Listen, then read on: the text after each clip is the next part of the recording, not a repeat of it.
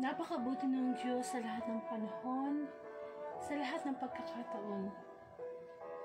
Ano man ang mga kabagurang pisikal ang nararamdaman natin sa oras na ito,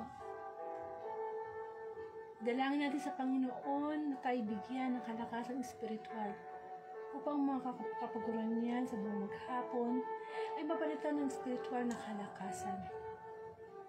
Lumapit tayo ng may kababaang loob sa ating Diyos na buhay upang sa ganon ang banal na Espiritu tayo mapuspos. Sa ngalan ng Ama at ng Anak ng Espiritu Santo. Amen. Kapuri-puri ka mong Diyos na makapangyarihan sa lahat. Dakila ang iyong pangalan. Dakila ang iyong pag-ibig sa katauhan. Kami po ay naririto upang tanggapin ang iyong online tiging na ipinagkakaloob na kung saan ang iyong mga salita ay magbibigay ng binhi sa aming puso na marapat lamang tumugo, mamunga at ipamahagi ang bunga. Ama, humingi po ako ng kapatawaran sa aking mga pagkukulang at kasalanan. Pagkalinisin po ang aking puso. Kayo din po ang aking kapatid na yung gagamitin sa gospel na ito, sa Wednesday Gospel, O Lord, na si Brother Orlando. Kami po ang mga banglingkod ay lumalapit sa iyo, hindi ko ba ang loob. At humingi po kami ng paglilinis sa aming mga karamihan. Gayon din, Lord, humingi kami ng karunungan, discernment, kababaan ng loob, na gamitin mo lamang bilang instrumento upang padalay mo ang iyong mensahe.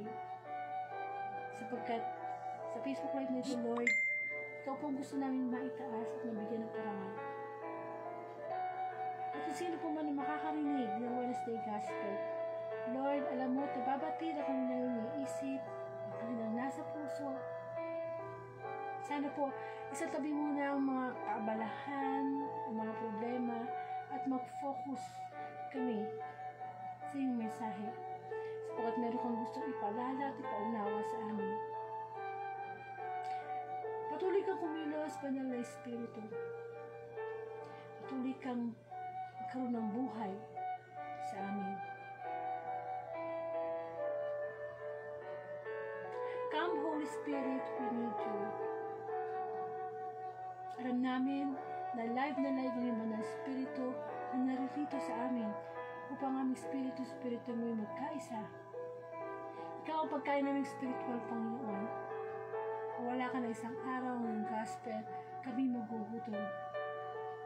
Patuloy kang kumilos, magpagaling online na aming mga kahinaan. Ang lahat ng ito'y dalangin ko po sa iyo, Ama, sa pangalan ng Anak, kaysa ng Espiritu Santo. Amen.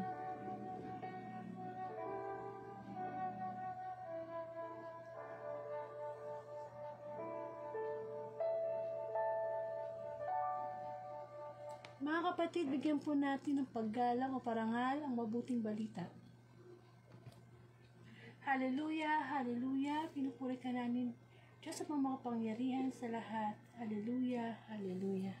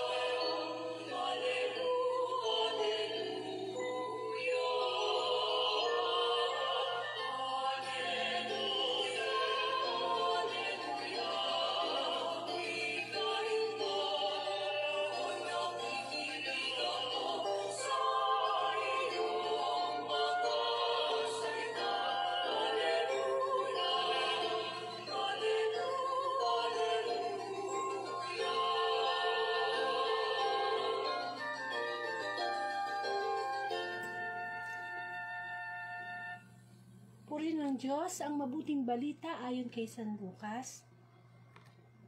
Papuri sa iyo, Panginoon.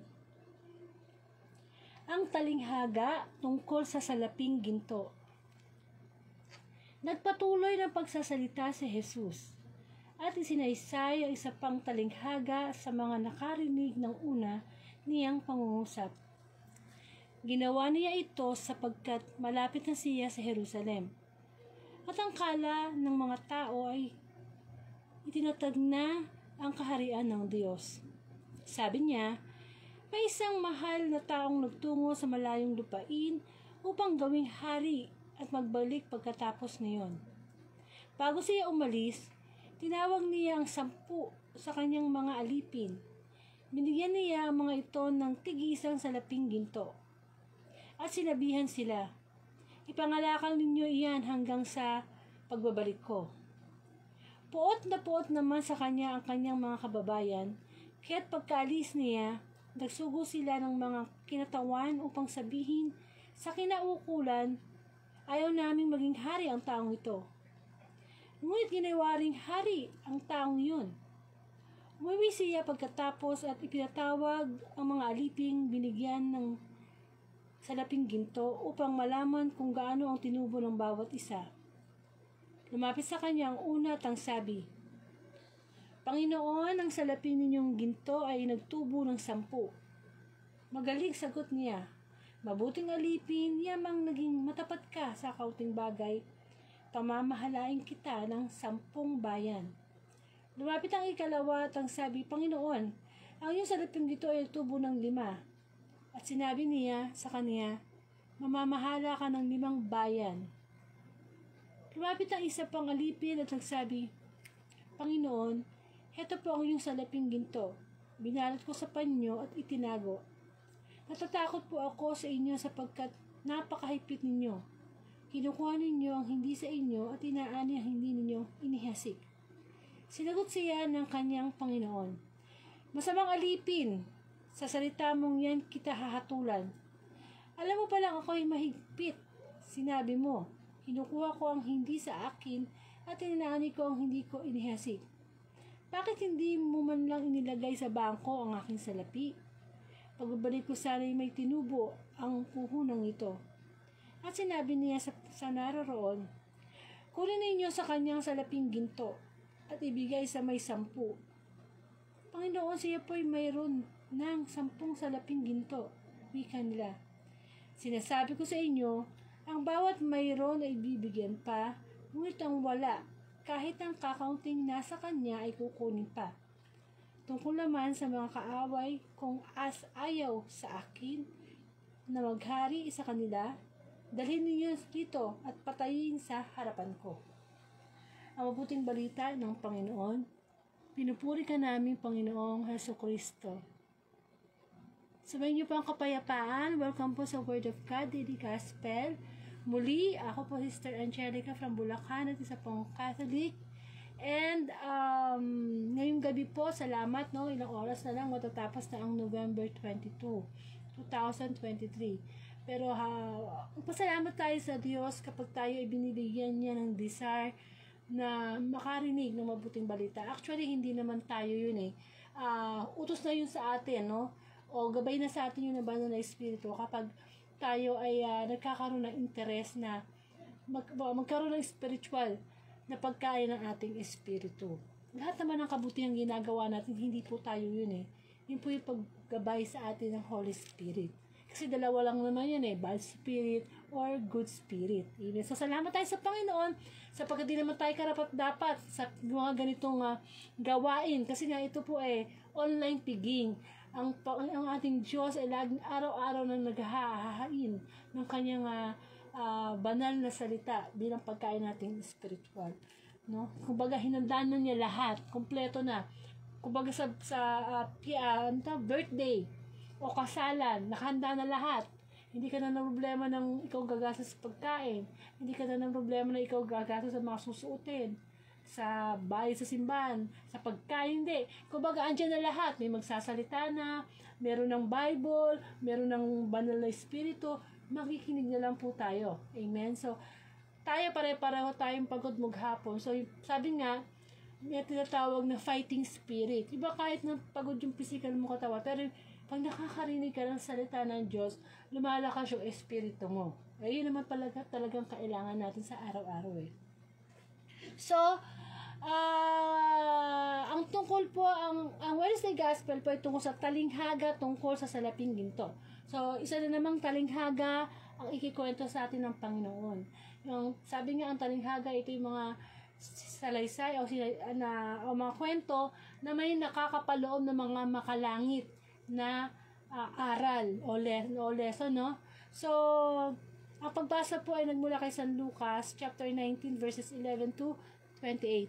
Kaya lang wala pa yata sa monitor ko si Brother Orlando. Siya yung siya ngayon ang magbibigay ng reflection eh. Teka, sabay sa cellphone ko.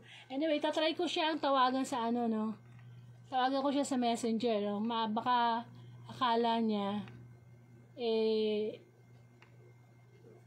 basta tawagan ko na lang siya. Kasi yung ibang guest ko na nag-Facebook, nag-guest ko, nag-a-appear yung pangalan nila sa sa monitor ko eh. Ngayon wala siya eh. So, teka ha, punta tayo sa Facebook. Ayan. Oops, yun na. Yeah, nag-appear na. So, magandang gabi sa'yo, Brother Orlando. No? So, i-add na kita sa Facebook Live, no? Abangan mo lang, tapos, paki-pindot mo na lang, paki-accept mo na lang yung ad ko para mag-appear ka. Couldn't guess first good able to join. Naku, mukhang mahina yung ayaw niyang ma-add. Mukhang mahina yung mukhang mahina yung internet namin o nila. So, kung ayaw niya ma-add, try ko na lang siyang tawagan. Amen. God, tingnan lang, 5, 6. Nag-open ako ng Facebook ko sa laptop. So, habang tinatry ko siyang i-contact, so medyo magbibigay ako ng konting introduction tungkol dito sa ating gospel. Actually, naging gospel na to pero iba lang yung title ng mga nakarang araw tungkol sa talinghaga ng mga pinagkatiwalaang alipin. Halos pareho yung kanilang lesson, no? Pero ngayon, ang tinutukoy naman dito yung tungkol sa binigyan ng salaping ginto. So, ayan, sandali pasensya na kayo, ganyan talaga pagka-live. Minsan minsan nawawalan ng signal, minsan naman nung isang kahapon ba yun, nung Monday nun, guess ko si Brother Raytan, naman, utal-utal naman yung dating ng kanyang live. Ganun po talaga yun. Pero ang mahalaga, nandun po yung desire nating makinig sa mabuting balita. Amen? So, double ako Dalawa ginagawa. Nagtatype, nag-host. So, kaya, para mas madali, ko na siya. Ayan. Tawagan ko na lang po siya. Okay, sa messenger, ito na. So, tayo po talagang araw-araw ay pinagkakatiwalaan po tayo ng Diyos. Bakit kaya, no? Kahit makasalanan tayo, ang tiwala ng Panginoon sa atin, araw-araw binibigay niya. Samantalang tayong mga tao, pag sinira ng kapwa natin ang ating tiwala, parang napakahirap sa atin ang ibalik. Amen? Pero ang Panginoong Diyos, kung napapansin nyo, lagi niyang sinasabi sa atin na tayo ay magbalik loob sa Kanya, humingi tayo ng tawad sa Kanya. Amen? Sapagkat once na pinatawad tayo ng Panginoon, binabalik uli ng Diyos yung tiwala niya sa atin. So, ayun, may nagre-ring na. So, malaki yung pinagkaiba nung pagtitiwala ng Diyos sa atin at ng tao. Ayan na, pumasok na. Hello? Hello, brother. Pakilakas nga. Hindi ko marinig yung boses mo Hello? Hello, pakilakas lang po yung boses nyo. Ayan. Hello? Magandang gabi po. Hello? Naririnig niyo po ba ako? Hello? Naririnig niyo po ako? Patay na naman tayo. Mukhang mahina na naman signal. So, naririnig niyo po ako?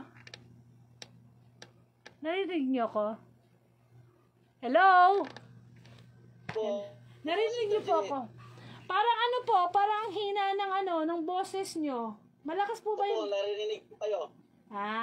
Sige po. Nabasa ko na po yung gospel. Pwede na po kayo magsimula. 30 minutes or less sa pagbibigay po ng reflection. 20 minutes lang pala, hindi 30 minutes. 20 minutes. Okay, sige. Sige po, start na po kayo. So, pinagpalang gabi po sa lahat ng mga friends po natin na pinagkalooban ng Lord ng pagkakataon na makasilip po sa Facebook Live na pinakasangkapan ng ating kapatid, Sister J. So, tagalakan ng puso ng bawat naglilingkod sa Panginoon na muli tayo isa po sa gawain ng Panginoon. Kaya ito pong inyong kapatid, bumabati sa inyo ng magandang buhay at congratulations po sa lahat ng mga nakakasilip at panatili po na pinatatapos po yung pagninilay po ng salita ng Diyos. So bilang lingkod ng Panginoon na nakapag-kinig ng gospel ngayon na tungkol sa alinghaga ng salaping ginto, ito na po na parang katulad lang dito yan no, nakaraang gospel natin na malis yung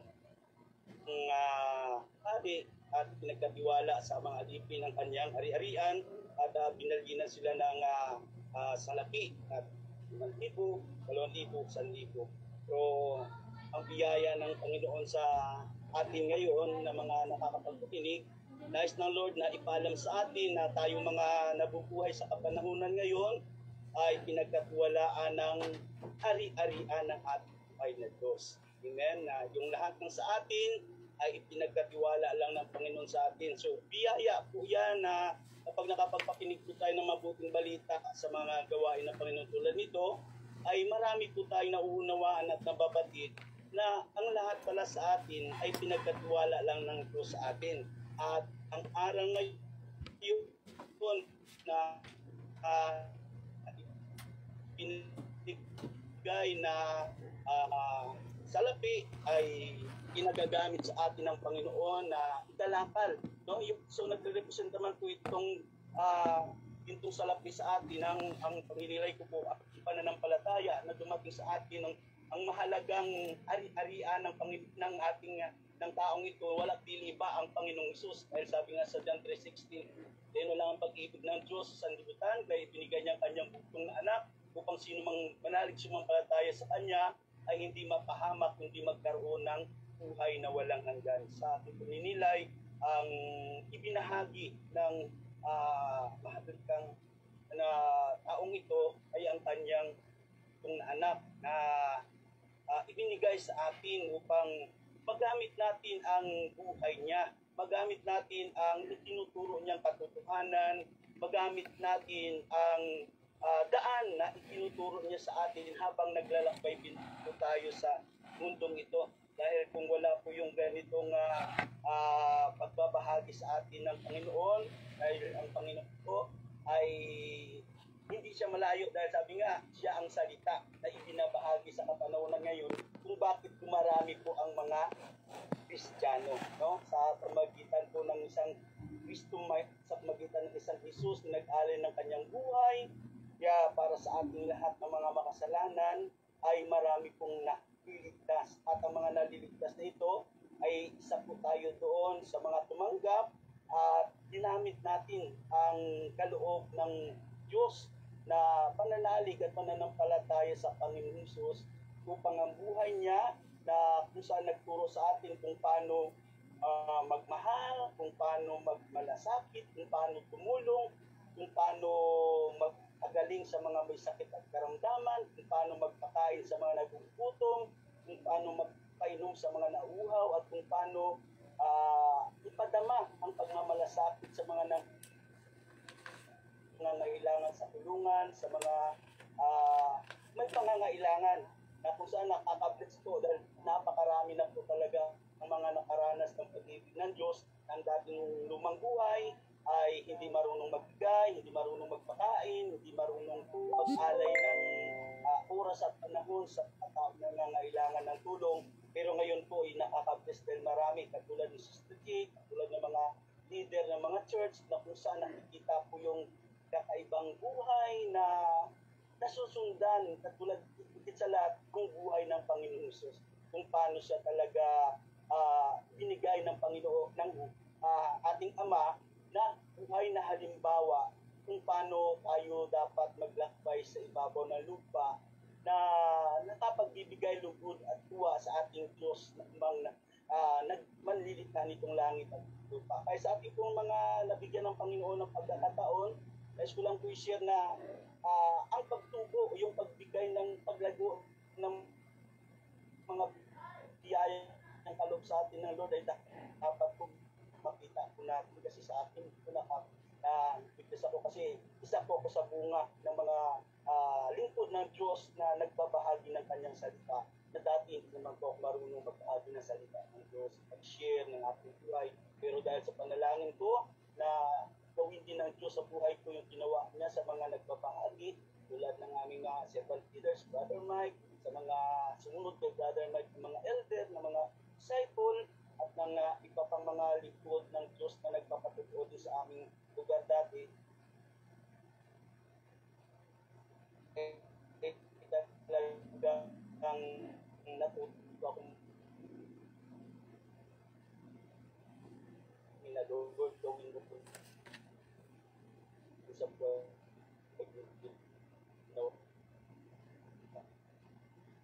sa buhay ko.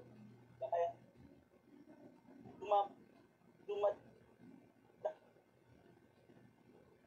kami po at ngayon po ang nakikita ko dito sa mission ng Lord na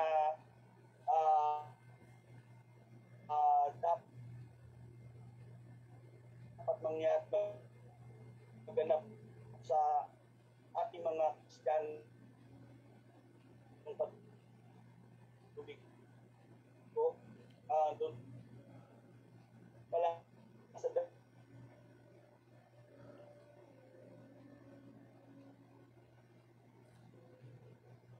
Ayan. Ano ka ba sinasabi natin? Nagkakaroon ng problema sa internet. So, yun nga, kamukha na nga sinasabi ni brother na tayo bilang mga tao, talagang nandun yung pagkakatiwala, pinagkatiwala ng Diyos. No? Pero sige, try pa natin siyang counter sa ibang hindi siya makuha sa laptop, tira siya sa cellphone. Amen. So, sayo po, naitanong ba na natin sa sarili natin, ano na ba ang nagawa natin sa ipinagkatiwala sa atin ng Diyos? Ito ba'y ating napalago o nasayang o nawala? Kasi, bawat isa sa atin, merong binigay na kakayanan ang ating Panginoon. Hindi pwedeng wala. Kaya lang, yun nga, yung iba, hindi nila napapansin na nagagamit nila yung ipinagkatiwala sa kanila ng Diyos sa masamang paraan o sa paraang hindi nakalulugod sa Panginoon. So, mahirap po yung ganong mga sitwasyon. So, marapat lamang na suriin natin ang ating sarili sa pamamagitan ng mga gawain natin sa araw-araw. Kasi doon pa lang sa mga gawain natin sa araw-araw, makikita na natin doon kung halimbawa, itong araw lang na ito, ano ba yung nagawa natin sa mga ibinigay sa atin ng Diyos? Halimbawa, yung trabaho natin, kung ano bang trabaho natin? Tayo ba'y nagtatrabaho may sariling business? O tayo ba'y namamasukan? Or tayo ba'y pinagkakatiwalaan ng ating mga amo? Or pinagkakatiwalaan tayo o tayo ang nagtitiwala sa ating kapwa? Amen. So, try ko ulit siya tawagan, no? Binaba na niya. Hintay ko lang mababa niya. Ayan. So, mahina po ngayon ang signal, no? Dito sa amin, mahina ang signal. Matagal na yan. Nung 1 linggo pa yata yan, eh. Ano kaya ang dahilan, no? Dumadami kaya yung taong gumagamit ng, ng wifi? Or talagang mahina ang, internet dito sa Pilipinas? Naririnig ko kasi sa ibang bansa, malakas daw yung internet na yan, eh. Amen. Kung talagang hindi natin siya makokontak, ako na lang po magpapatuloy ng reflection niya, no? Dali. Hindi ko talaga siya makontak. Hindi ako sa'yo.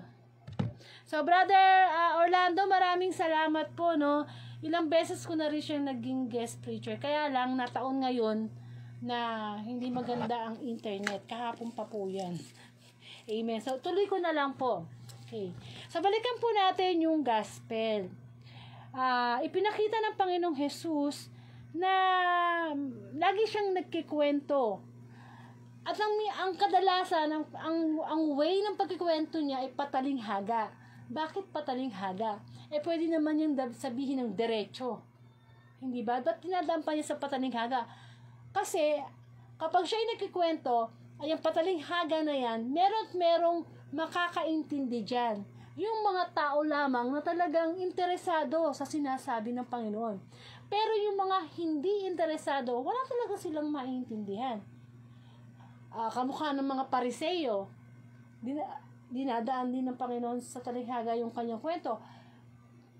Pero alam naman natin na itong mga Pariseo na ito, kung magtanong sa Panginoong Jesus, na alam na nila yung sagot, pero tinatanong pa nila kasi gusto nga nilang masilo ang Panginoong Hesus Kristo. At since ang talinghaga ay naglalaman ng mga spiritual na aral, talagang dapat tayo magkaroon ng relasyon sa Panginoon para malaman natin yung language niya. Ayun. Kasi tayong mga tao, kapag hindi tayo close kay God, meron tayong language. Ang language natin, yung pangmundo. Pero kapag nasa Panginoon ka na, magkakaintindihan tayo ng Diyos kapag tayo ay sa Kanya. Close sa Kanya. Parang lang naman yan kaibigan mo, best friend mo, asawa mo. Hindi ba? Matagal na kayo ng asawa mo. Minsan, kilos lang ng asawa mo. Alam mo na kung galit siya o hindi. Ganon din sa Panginoon. Alam mo na kung kailan siya galit, kailan siya natutuwa sa'yo. Amen. Hindi natin malalaman ang karakter at gusto at ayaw ng Diyos kung talagang hindi tayo nakikipag-usap araw-araw, nagdadasal sa Kanya, nakikinig ng Kanyang salita. Amen. So, nagkwento siya, no? Meron daw isang tao na, yun nga, tumawag ng 10 alipin at binigyan ng tig-isang salaping ginto ang kanyang mga tinawag. Tapos, umalis siya. So, sa pag-alis niya, itong mga pinag-iwanan niya ng mga salaping ginto, yung mga taong nakapaligid sa kanya, nagagalit sa kanya. Kasi ayaw nila na mamuno yung taong yun. Galit sila dun. So, sino yung tinutukoy dun? Alam na natin. Di ba ang Panginoong Jesus? Kasi ang Panginoong Jesus, nung siya ay nagkatawang tao at nabuhay sa mundo, nangaral, nagpakita ng mga himala, hindi naman lahat sumunod sa kanya at naniwala. Pero nakita naman natin na nagdudum pa rin siya kahit merong nagsasabi sa kanya na kaya lang naman yung nakakagawa ng himala kasi galing ang kapangyarihan niya kay Beelzebul. Sino si Beelzebul? Si Beelzebul ay prinsipe ng mga demonyo. So saan ka naman nakakita na gumagawa na ng kabutihan ng Panginoong Jesus, nagpapagaling na nga siya ng may sakit, may nasasabi pa rin masama sa kanyang ibang tao. Kaya wag na tayo magtataka sa ating sarili na gumagawa ka na ng kabutihan sa pamilya mo, sa kapwa mo, sa trabaho mo, meron pa rin hindi bibilib sa'yo. Meron pa rin maninira sa'yo. Bakit? Kasi nangyari yun sa Panginoong Yesus Ito sa atin din pwedeng mangyari. Kasi alam nyo, ang buhay ng Panginoong Yesus, kung anong naging buhay niya, tagumpay at paghihirap, kailangan din natin danasin yun. Pero nakita natin na nagtagumpay ang Panginoong Jesus mula sa kanyang pagsilang hanggang sa kanyang kamatayan hanggang sa pagkabuhay niyang muli. Kaya hindi tayo pwede magkaroon ng excuse na sabihin na, Lord, hindi ko kaya magpatawad Hindi ako Diyos. Di ba may mga ganong statement na hindi kita kaya patawarin tapos sasabihin na naman ng kausap mo, kung ang Diyos na nagpapatawad, ikaw pa kaya? Pwede sabihin mo na, hindi naman ako Diyos hindi naman natin pinag-uusapan dito na hindi ka Diyos. Pinag-uusapan dito, sumusunod ka ba sa kalooban ng Panginoon. So, ayaw ng mga kababayan niya na maging hari yung taong yun. So, nung bumalik na, yung tao na nag-iwan ng mga salaping ginto dun sa kanyang mga alipin, syempre, pinag-report. Maaring mahabang panahon na wala yung kanilang Panginoon. At yung tatlo doon, pinag-report. Yung una, anong ni-report yung una? Binigyan siya ng salaping ginto. Diba? Ang sabi niya rito is, okay, ito yung sabi niya, no? Lumapit sa kanya ang una at ang sabi, Panginoon, ang salaping ninyong ginto ay nagtubo ng 10. So, just imagine, isang salaping ginto lang ay binigay niya doon sa isang alipin, pero nung bumalik siya, time is 10. Kung natatandaan yung nakaraang gospel, yung talinghaga tungkol sa pinagkakatiwalaang alipin, ang ibinigay naman doon, ang pinagkatiwala doon, 5,000. Tinimes to niya, kaya naging 10,000. Pero ito, isang salaping ginto, time is 10 agad. Sa madaling salita, habang wala yung kanyang Panginoon, pinatubo niya ng pinatubo, pinang-business niya yon hanggang sa dumami. So, anong sabi ngayon ng kanyang Panginoon? Magaling at tapat na alipin. Yamang matapat ka sa kakaunting bagay, pamamahalain kita sa 10 bayan. So, yung pangalawa naman, lumapit din at nag-report. Ang sabi niya, ito na po yung limang kapalit ng salaping gintong ibinigay niyong isa lamang. So, yung una, ginawang times 10. Yung pangalawa, ginawang times 5. Pero doon dito sa pangatlo, yung binigay na isa, anong nangyari? Wala siyang ma-report. Kasi kung binigyan siya ng isang salaping ginto, halimbawa year 1990, tapos itong year 2023, binalik niya isa pa rin. Alam mo yon? Siyempre sabi, anong ginawa mo? Lalabas lamang na ikaw'y tamad. Hindi mo man lang, sabi nga, diba? Hindi mo man lang inilagay sa bangko para tumubo. Amen? So, sa spiritual na pagpapaliwanag dito, tayong mga tao, hindi lang tayo 10 taong pinagkakatiwalaan ng Diyos. Lahat ng tao sa mundo, kahit ano pa yung lahiyan, ano man yung kanilang lengguwahe, pinaniniwalaan, kahit ano, merong sa ating ibinibigay na salaping ginto. Ano yung salaping ginto when it comes to spiritual explanation? Ito yung mga bagay na mahahalaga sa atin na hindi mabibili ng pera. Ang salaping ginto sa ating mga tao spiritually ay yung ating mismong karakter. Yung tayo mismo. Hindi lang yung material na bagay. Oo, sige, sabihin na natin na nabuhay ka na dati mahirap ka, hanggang sa nagsikap ka, hanggang sa nagkaroon ka ng umunlad ka sa buhay. Sabihin na natin na materially. More than that, ang gustong iparating sa atin ng Panginoon. Yung salaping ginto, ibig sabihin, yung kayamanang hindi mananakaw, yung kayamanang hindi makukuha ni numan. Kasi yung mga nakita nating material na bagay, yung, di ba, kotse mo, pwede yung manakaw. Yung pera mo sa bangko, pwedeng mawala yan. Ano pang mga pwedeng manakaw o masira? Yung relasyon, ayan, pwede yung masira. Yung mga bagay na nakikita natin, na may possibility talaga na makuha ng ibang tao o masira ng ibang tao, which is itinuturing nating ginto. Amen? Yung maganda nating bahay, ginto natin yan. Kasi alam naman natin ang ginto sa physical na pagpapaliwanag, mahalaga sa tao. Kaya nga, di ba, sabi nila, tumataas ang value ng ginto, magandang investment. Tumataas ang value ng lupa, magandang investment. Ano man ang mga material na bagay na para sa atin ay ginto, sabi ng Panginoon, yung higit pa dyan, ang chine-check niya sa atin ngayon. Kung paano ba natin na palago. Kasi nga, ang tunay na kayamanan ay ang paghahari ng Diyos sa ating puso. na hindi mananakaw ni naman, hindi matutumbasan ng anumang halaga o kapangyarihan, kahit ibigay pa lahat, pagsama-samahin pa lahat, ang kayamanan ng tao. Meron ba tayo ngayon nun? Meron ba tayong salaping ginto na mula sa Diyos? O baka naman puro salaping ginto na nakikita lang natin. Yung nakakapagpasaya lang sa ating physical na katawan, sa ating isipan. Pero ang salaping ginto na gustong itukoy sa atin ng Diyos, yung meron na ba tayong mga bunga ng banal na espiritu? Ginto yun eh. Yung magkaroon ka ng kapayapaan sa isa buhay mo, ginto yun. Hindi yung mananakaw. Nino man.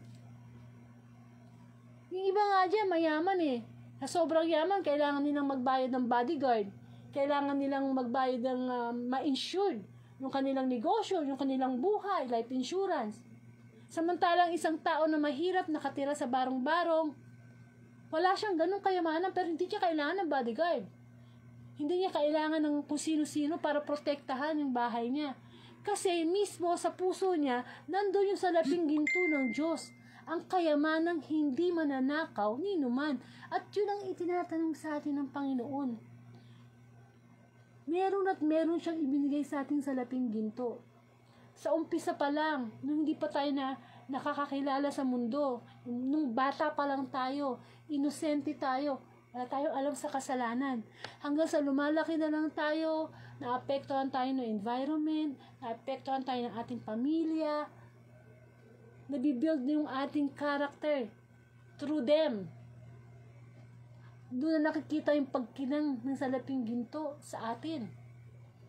Kung nagiging mabuti ba tayong tao, nagiging mabuti ba tayong bata, nagiging mabuti ba tayong tatay, nanay, teacher, presidente, government official.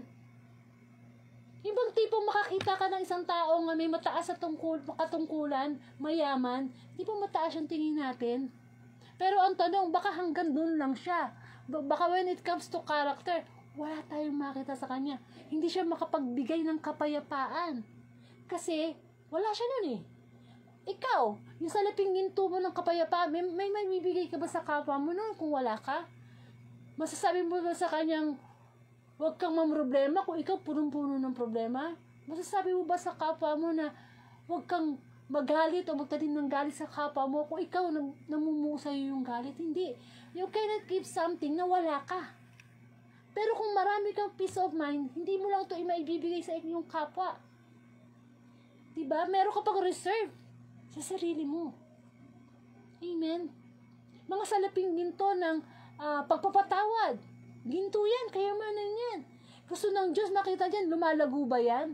O baka naman, nung wala ka pa, nung nakakakilala ka pa lang, nag-umpisa ka pa lang makilala ko rin salitang kaaway, kagalit. Nung malaman mo ginawa mo, halimbawa, for almost 5 years, hindi ka nagpapatawad, nakatagpo ka ng Diyos.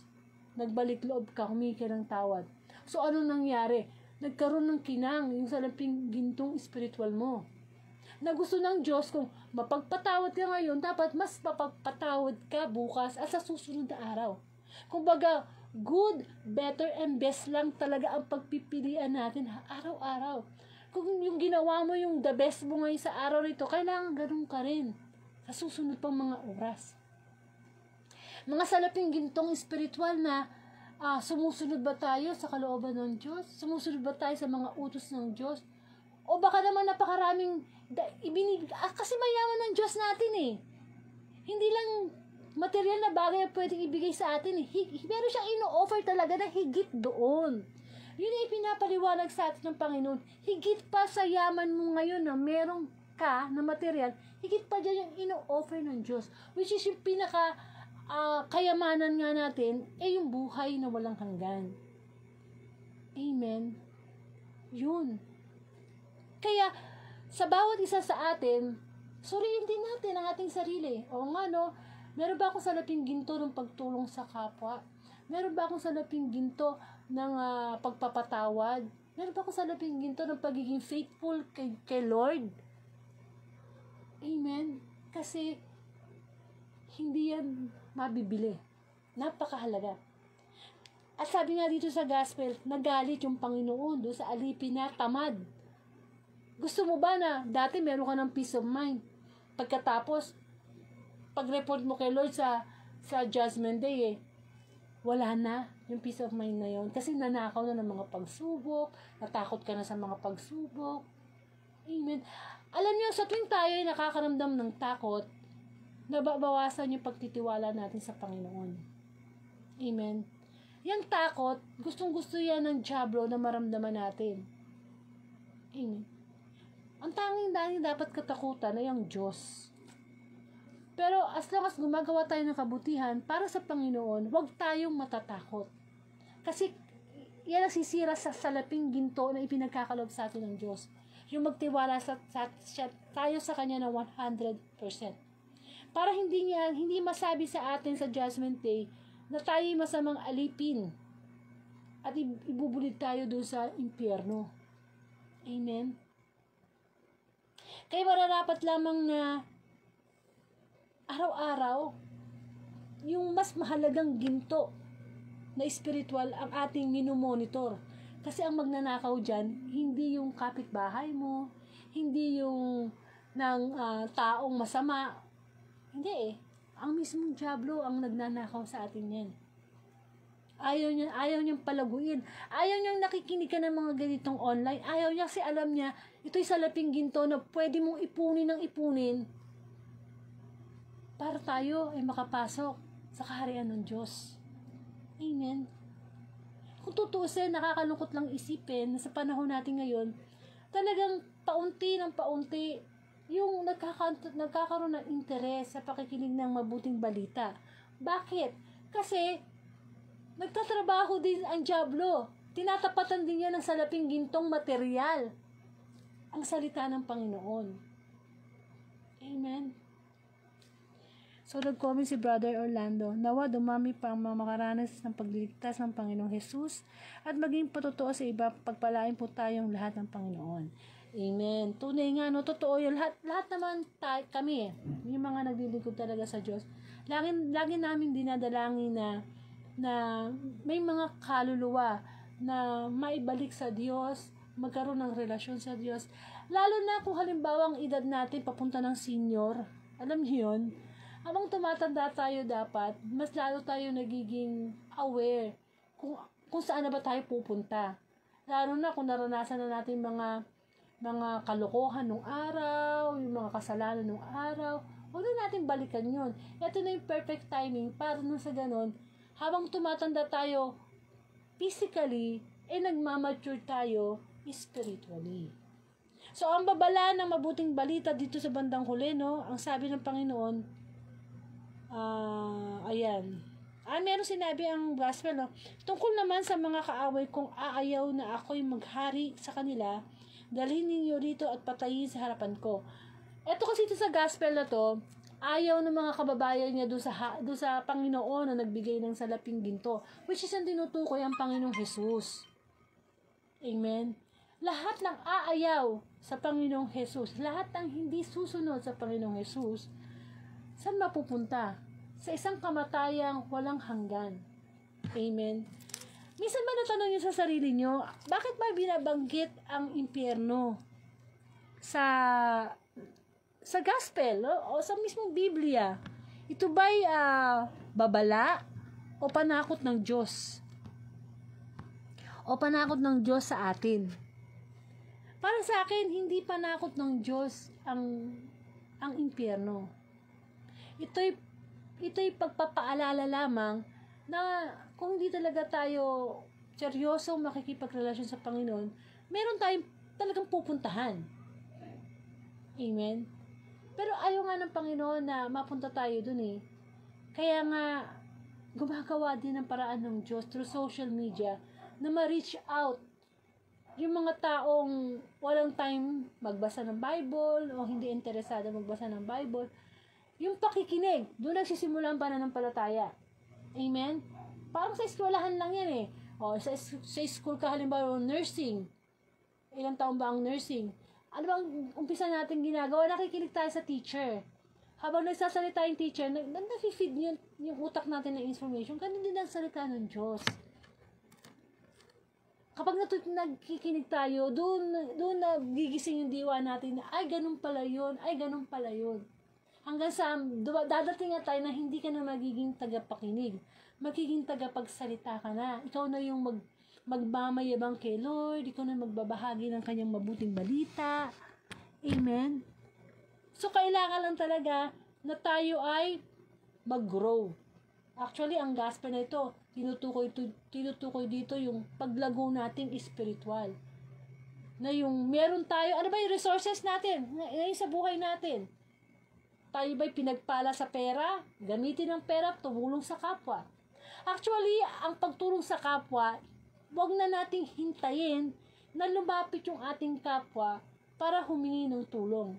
Kasi pag nasa Panginoon ka na, ikaw na yung kusang maghahanap ng taong tutulungan para yung pinagkatiwala sa yung pera o kayamanan o anuman yan, talent, skills, or treasure, ay maibahagi mo sa iba. Pagpapatubo yun. Yung bang ikaw yung nakareceive ng kabaitan ng Diyos, tapos yung kabaitan ng Diyos, isinabuhay mo, naging mabait ka na rin, isinare mo sa iba, pagpapatubo yun.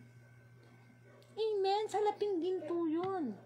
Yun ang ibig sabihin sa atin ng Panginoon. Hindi siya nagiging stagnant lang. Hindi siya nagiging nag-stay lang na, o sige, tama na to, mabait na ako. Mabait na akong tatay, nanay. Mabait na akong anak. Tapos na yun, tama na yun, no? Parang ganun eh. Parang gusto mo, ganun ka na lang, pagbabalik ng Panginoon sa pagharap mo, masasabi mo ba kay Lord na, Lord, naging mabuti naman akong magulang. Naging mabuti naman akong mamamayan. Hindi pwedeng ganun lang, mga kapatid. May ina-expect sa atin ang Diyos. Kaya nga sabi, mas mayaman ka, mas maraming ibinigay na biyaya sa iyo ang Diyos, mas marami ang ina-expect ng Diyos na ibalik mo sa kapwa mo, sa Kanya, sa pamamagitan ng kapwa mo. Sapagkat ang paggawa ng mabuti ay isang karunungan. Kung tayo hihingi ng wisdom kay Lord, isa sa mga wisdom ay yung pagtulong sa kapwa. Amen. Paggawa ng mabuti araw-araw. Yung bang sa bawat araw iniisip mo, ano ba yung magagawa kong mabuti? Hindi yung sa bawat araw, ano ba yung magagawa kong pandaraya sa kapwa ko? Paano ko ba maiisahan to? Itong boss ko. Paano ko ito maluloko? Amen. Hindi dapat ganun. Nag-iipon tayo ng manggubuting gawain sa pamamagitan pag-ibig natin sa Diyos sa langit. Meron tayong bangko sa langit, spiritual na bangko, na kailangan nagde-deposit tayo. Meron tayong deposit, spiritual deposit. Amen. Paano tayo paaharap sa Diyos? Kung pagdating natin dun, bankrupt pala yung passbook natin dun. Amen. Yung bang, itong araw na ito, nakapag-deposit ka ng magandang gawa, o di 1 point.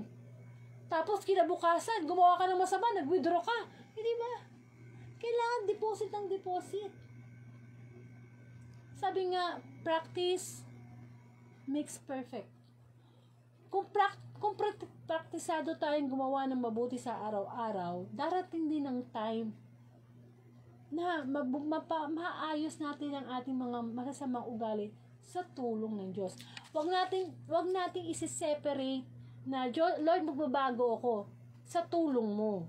Kasi hindi talaga natin kaya magbago kung tayo lang. Yung sasabihin mo sa sarili mo, Lord, magbabago na ako. Hindi mangyayari yan kasi ako na naman yung ginamit mong sentence o word sa tulong ng Diyos. Kasi likas tayo makasalanan, kailangan natin ng kalikasan ng Diyos para mapagtagumpayan natin yung ating mga kahinaan. Kung wala ang Panginoon, mahirap talaga. Sinasabi ko sa inyo, for 2002, nakilala ko ang Diyos hanggang ngayon, napakahirap.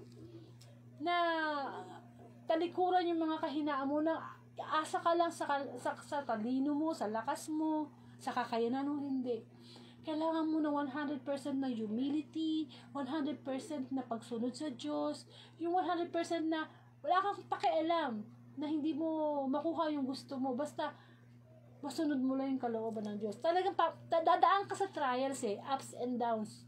Yung bang time na masusunod mo siya, maya-maya, babalik ka na naman sa dati, kasi hahanapin ng katawan mo yun Hanapin talaga ng katawan mo yung mga nakasanayan mong bisyo, nakasanayan mong ugali. Hanapin yun. Kung tutusin, kapag tayo ay nagbabalik loob sa Diyos, ang number 1 natin kalaban, sarili natin. Yung i-give up mo yung bisyo mo, sino kaaway mo? Di sarili mo. Pero kailangan maging tayo, maging isang bagong nilalang. Yung wala na yung dating pagkatao. Si Kristo na ang makikita. Amen? Kasi yung Kristo na yan ang magtitiwala sa atin. Yan ang magbibigay ng kanyang buong tiwala. At hindi naman masasayang na tayo mapagkatiwalaan maging good servant. Dahil meron yung reward. At yun nga yung buhay na walang hanggan. Kung ano ang ibinigay ng Ama sa Anak, ibibigay din sa atin. So, binigyan ng Diyos Ama si Kristo ng buhay na walang hanggan.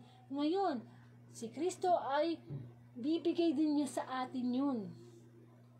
Maging tagapagmana din tayo nun. Amen? Kasi alam niyo, kung usapan natin sa mundo, pang-material na bagay lang, huwag na tayo mag-Facebook Live. Yun lang naman pala. Kaya lang naman pala tayo nabubuhay dito para kumain, magtrabaho, Wala na, tapos na. Pag namatay tayo, tapos ang kwento. Kaso hindi Hindi yun ang paniniwala natin. Hindi yun ang paniniwala natin bilang mga Katoliko. Sa dasal lang na sa pag nagdadasal lang tayo, di ba, may kinakanta doon. Paano natin maipapakita na yung faith natin? Paano natin i-describe yung faith natin? Di ba yung kantang, si Kristo'y namatay, si Kristo'y nabuhay, si Kristo'y babalik sa wakas ng panahon. O, di ba? Kinakanta mo yun pero hindi mo alam na may ibig sabihin yun. Naniniwala tayo si Kristo'y babalik. So, sa pagbabalik niya, ano ang maisusulit natin sa Kanya? Ano yung maire-report natin sa Kanya? Napakarami na bang salaping gintong espiritual ang maibibigay natin, maihandog natin sa Diyos?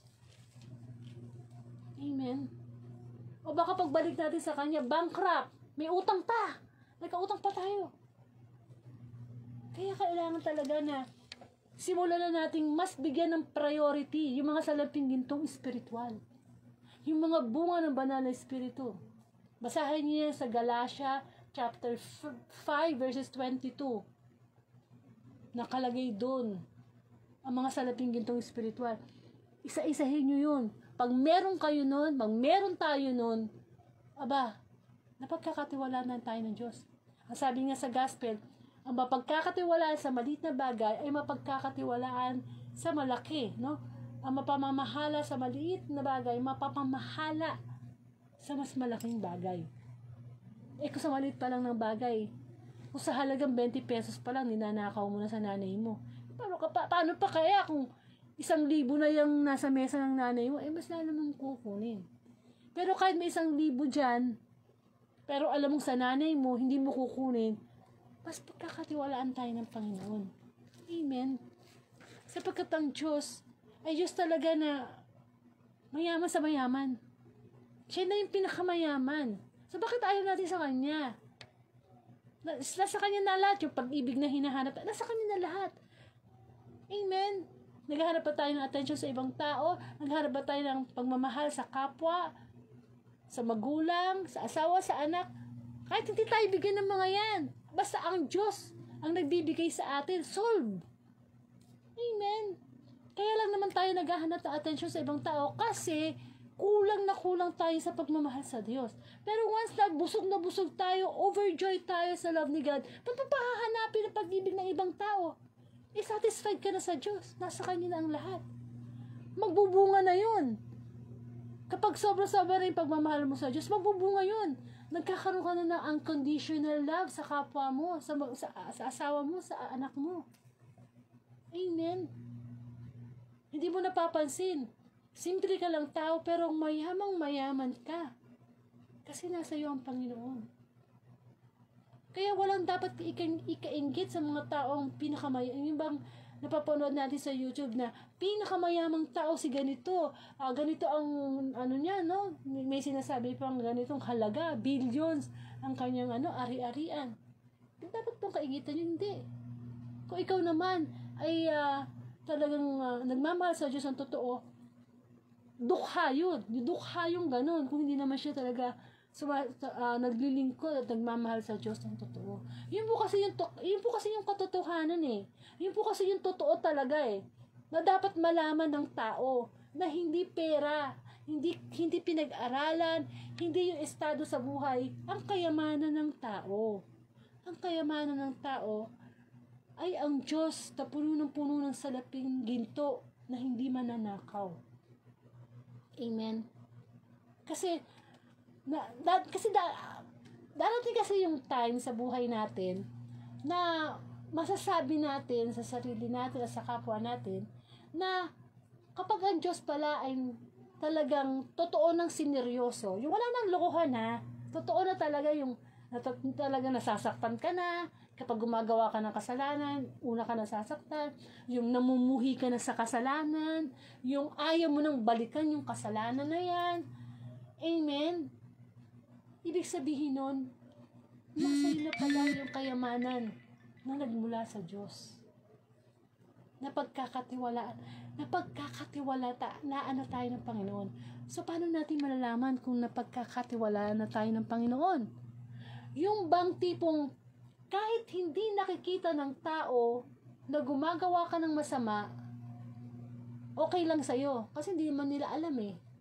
Hindi man nila alam eh. Totoo naman yun eh. Pwede mo namang ilihim sa tao yung kasalanan ginagawa. Pero, bawat galaw natin, bawat hininga natin, kitang-kita ng CCTV spiritual. Which is ang Diyos. May CCTV ang Diyos. Isa lang ang ating Diyos, pero kita niya lahat ng ginagawa natin. Kaya wala tayong malilihim sa Kanya. Tinitingnan niya, teka, mapagkakatiwalaan ko ba to? O isa, mapagkakatiwalaan ko ba to? Amen. Kasi hindi naman tayo sa tao mananagot eh. Sa Diyos. Kaya bawat ginagawa natin, sinasabi, kinikilos, kitang-kitan sa monitor. Sa monitor ng langit yan. Bawat isa sa atin. Amen. Ganyang makapangyarihan ng Diyos. Billions man ng tao sa buong mundo, nakatutok yung spiritual CCTV niya sa ginagawa natin. Kaya nga halimbawa, kung nakakilala ka sa Diyos at mahal mo ng Diyos, kahit kapirasong balat ng candy, hindi mo itatapon sa daan.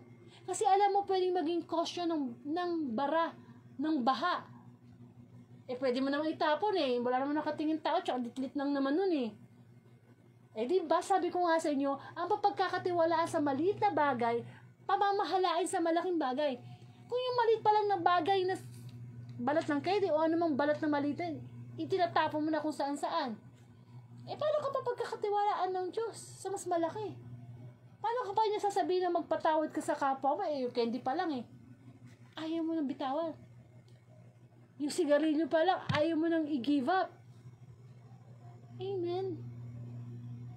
Pinagkakatiwalaan tayo ng Diyos everyday. Kahit sabihin na natin material na bagay yan. Kahit sabihin mong pera yan. Siguro magbago tayo ng mindset. Kung tayo talaga gustong magbalik loob sa Diyos, makuha ang langit, makapasok sa kaharian ng Diyos, magbago tayo ng mindset. Itong hawak kong perang ito, hindi akin to, pinagkatiwala lang ng Diyos. Itong damit kong suotong ito, hindi akin to, pinagkatiwala lang ng Diyos. Ituring mo ang sarili mong dukha, mahirap pa sa daga, kahit ikaw na yung pinakamayamang tao. Kasi pag ganun yung mindset natin, wala tayong may pagmamalaki sa Panginoon eh. Hindi natin pwede sabihin sa Panginoon, Lord, akin to, pinaghirapan ko to. Hello?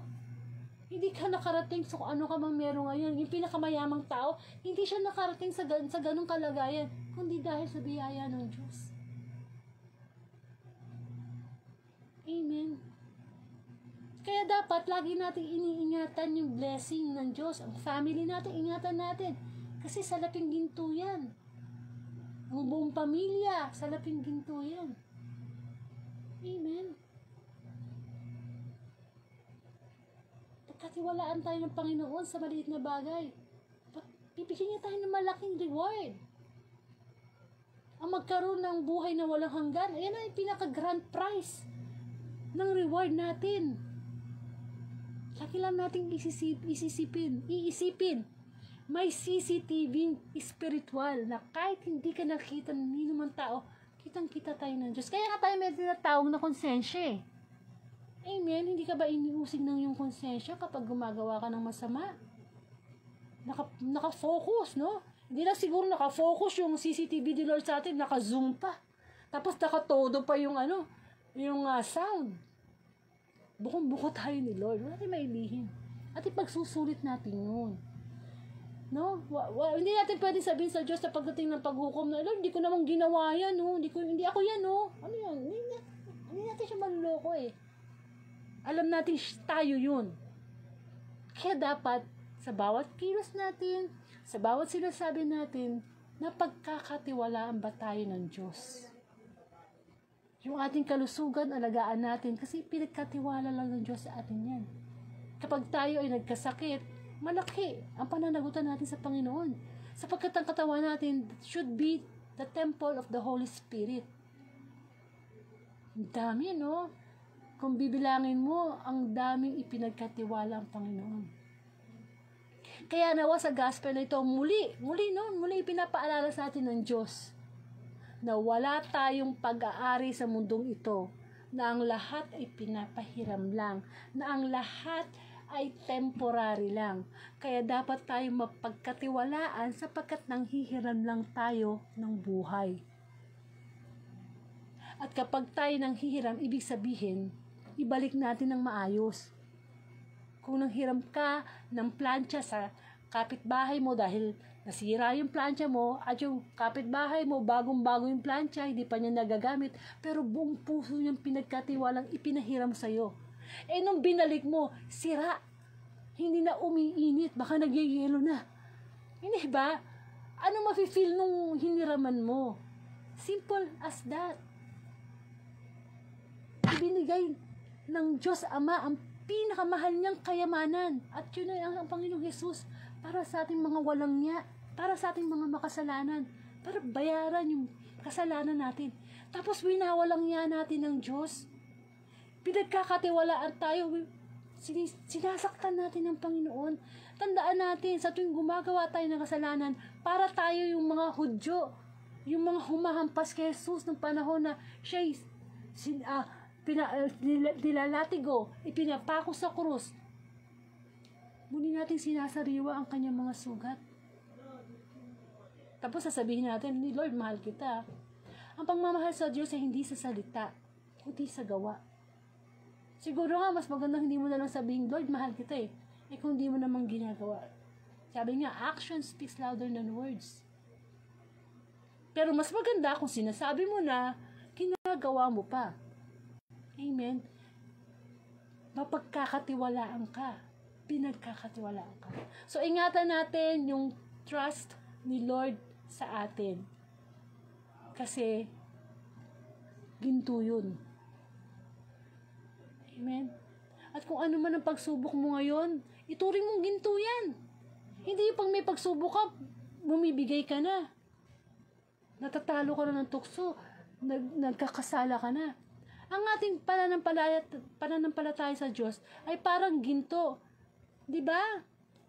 Inaano sa pagsubok yan, sa apoy ng pagsubok, para malaman kung tunay. Kung tunay o fake, yung faith. Yes, hindi lang mga biyaya ang salaping ginto. Kahit ang mga pagsubok sa buhay natin ay salaping ginto.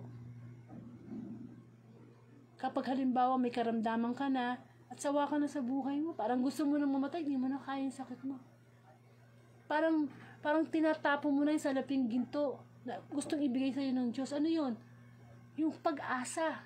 Ayoko na, Lord, sawa na ako sa buhay ko, puro na lang problema.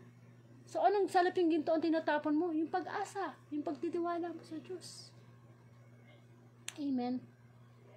Nawa, itong araw na to, ang inihain na spiritual na pagkain ng Diyos sa atin, ay, alam mo yung manguya natin mabuti, tapos malulun natin, tapos gumana ng maganda sa sikmura natin spiritually. Para na sa ganun, magkaroon ng kalakasan tayo sa spiritual nating buhay. Ilagay natin sa isip natin, pinagkakatiwala lang ang lahat, hinihiram lang ang lahat. Dapat lamang na ibalik na hindi lamang isa, hindi lamang dalawa, kundi siksik, liglig tayong magbalik sa Diyos. Kasi ang paghahandog sa Diyos, hindi dapat cheap.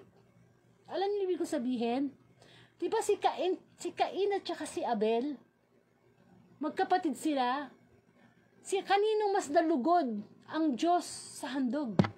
Kay Abel. Si Cain, pinatay niya si Abel.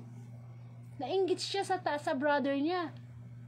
Kasi si Abel, kapag naghahandog sa Diyos sa mga hayop, yung the best. Yung the best. Kaya ganoon din tayo.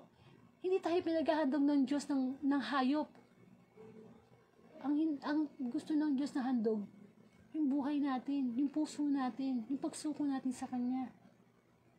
Kung pinagkakatiwala ba natin ang ating buhay sa Kanya. Amen. Yung tipong pinagkatiwalaan ka, pero mas nagtitiwala ka doon sa nagbigay ng tiwala sa'yo. Amen po. Magkaroon po tayo ng closing prayer. Panginoong Jesus, maraming pong salamat muli sa pagpapaalala mo sa amin tungkol sa mga salaping ginto na ipinapahiram mo po sa amin. Alam namin na marami kaming nasayang na panahon, na pagkakataon ng oras dahil inaksaya namin ang mga bagay na biyaya mo. Ngunit maraming salamat, Panginoon, muli ay pinapaalala mo na ikaw ay nandiyan dyan para muli kaming mag-ipon ng kayamanan sa langit. Dalangin ko, O Lord, na ang Diyos na buhay na kamukha mo ay gawin na naming number 1 sa aming buhay. Upang sa ganun, ano man ang mangyari sa amin, anytime, maging gintong kumikinang kami sa iyong harapan sa panahon ng paghusga.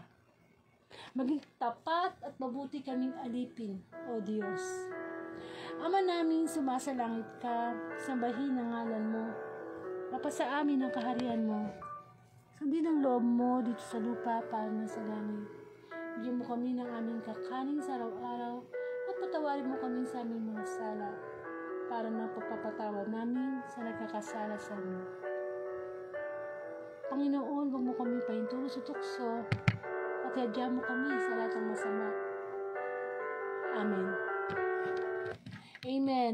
So, purihin ang Diyos sa kanyang mensahe muli. Meron palang CCTV si Lord, wala pala ako may tatago. Amen. Tandaan natin yan. At saka yun nga, para eto lang share ko lang po sa inyo, para po tayo makasunod sa kalooban ng Diyos. Lagi nating isipin na pahiram lang to, sandali lang to, temporary lang to.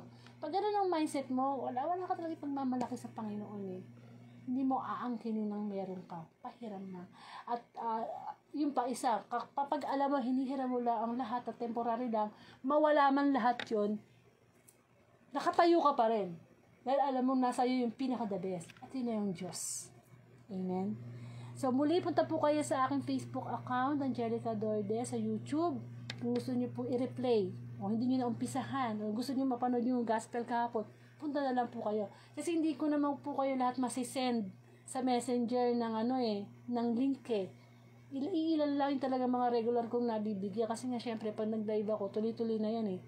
Alam niyo ba na habang ako nagpapatugtog ng opening song ko, nagsishare ako, marami pa akong ginagawa hanggang sa dumating ako sa opening prayer. Amen. So, salamat naman sa Panginoon kasi sa tulong niya, everyday naman, na-share ko yung gospel. Kasi, yun nga, gusto ko nga pong sundin yung Great Commission. Yung Mateo 29, chapter 19, kahit humayo kayo at gawin ninyong alagad ko ang lahat ng mga bansa. Bautismuhan niyo sila sa ngalan ng Ama at ng Espiritu Santo. Ito po yung isa sa mga purpose ko bakit ako nag-Facebook Live, to share the gospel. So, pakishare na lang po sa timeline nyo o kaya sa group chat nyo. Ano yan utos po yan ng Diyos na maraming tao ang hindi gumagawa. At nagkakasala po tayo. Amen. Madali naman pong mag-share. Pakishare na lang po for the glory of the Lord. Amen. Nawa, lagi po tayo maging tapat na alipin. Isang alipin na mapagkakatiwalaan ng Panginoon sa lahat ng oras, sa lahat ng pagkakataon, upang sa ganun, no, pagdating ng Judgment Day,